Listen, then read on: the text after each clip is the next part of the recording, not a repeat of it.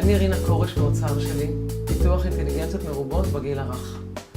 כמי שעובדת הרבה שנים עם ילדים, אני רואה בשנים האחרונות יותר ויותר קשיים. קשיים רגשיים, קשיים חברתיים, קשיים לימודיים, ועוד הרבה קשיים שבעצם קשורים במוטיבציה ורצון של ילדים וקושי של ילדים ליצור את החיים שהם רוצים וליהנות מהחיים שלהם.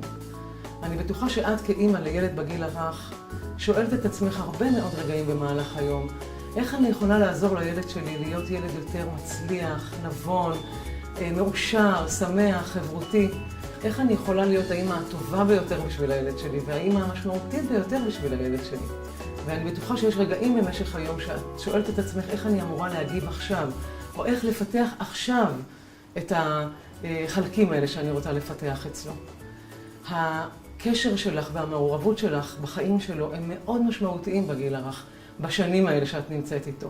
האופן שבו את מתווכת לו את החיים, התגובות שלך, המסרים שלך אליו, הרעיונות שאת שותלת בתוכו, הדרך שבה את מגיבה לכל מה שקורה לו מאוד מאוד משפיעה על התפיסה שלו ועל הפיתוח שלו.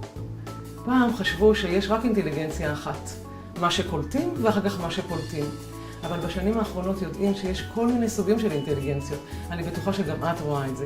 אינטליגנציה רגשית וחברתית ושכלית ויצירתית ורוחנית. וכל אחת מהאינטליגנציות האלה בעצם בונה מסלול פנימי אצל האדם, כדי שאחר כך יוכל להתמודד טוב יותר עם החיים ולהיות יותר מחובר לחיים ושמח בחיים שלו. כדי שאינטליגנציה תתפתח, צריכים לקרות כמה דברים. אחד, צריכים לאפשר לגירויים מכוונים להיכנס לתוך החיים של הילד. אפשר להניח לגירויים אקראיים לבוא, אבל אם את רוצה באמת לפתח שם משהו, כדאי שזה יהיה מכוון. והדבר השני הוא שצפייה פסיבית לא ממש מעוררת אינטליגנציה. הילד צריך להיות מעורב בתוך הגירויים האלה. לקשר שלך איתו, למעורבות שלך איתו, יש השפעה מאוד מאוד חזקה. כל מה שאת צריכה זה בעצם ידע על האינטליגנציות האלה, כלומר איך עושים את זה, וכמה דקות ביום כדי לעשות את הדבר הזה איתו. אני הכנתי לך הדרכה קצרה וממוקדת, שתוכלי להשתמש בה, ממש מההתחלה, כדי לעשות כל יום עם הילד שלך כמה דקות כאלה שמפתחות כל אחת מהאינטליגנציות האלה. תקבלי קצת יותר מידע על כל אחת מהאינטליגנציות, תקבלי קצת יותר מידע על איך תוכלי להיות אימא משמעותית יותר עבורו, איך הקשר שלכם יכול להפוך להיות יותר משמעותי. הפרק הראשון של ההדרכה, בדרך אלייך. תודה רבה ולהתראות.